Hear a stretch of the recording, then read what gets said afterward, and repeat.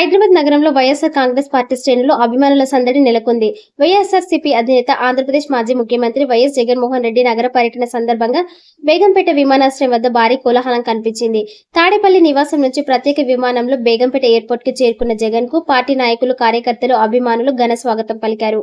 హైదరాబాద్ లోని జలవిహార్ లో జరిగిన సీనియర్ ఐపీఎస్ అధికారి పిఎస్ఆర్ ఆంజనేయులు కుమారుడి వివాహ వేడుకకు హాజరయ్యేందుకు వైఎస్ జగన్ ఇక్కడికి వచ్చారు.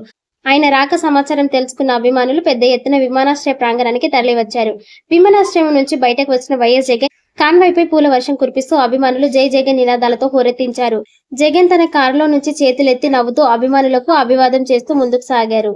జగన్ పర్యటన నేపథ్యంలో బేగంపేట, పంజాగుట్ట, రాజ్భవన్ రోడ్డు వంటి ప్రధాన కూడళ్లలో భారీ కటౌట్లు, ఫ్లెక్సీలతో స్వాగత తోరణాలు వెలిశాయి. ఎయిర్పోర్ట్ నుంచి నేరుగా జలవిహార్ వివాహ వేడుకకు చేరుకున్న జగన్ నూతన వధూవరులను ఆశీర్వదించారు.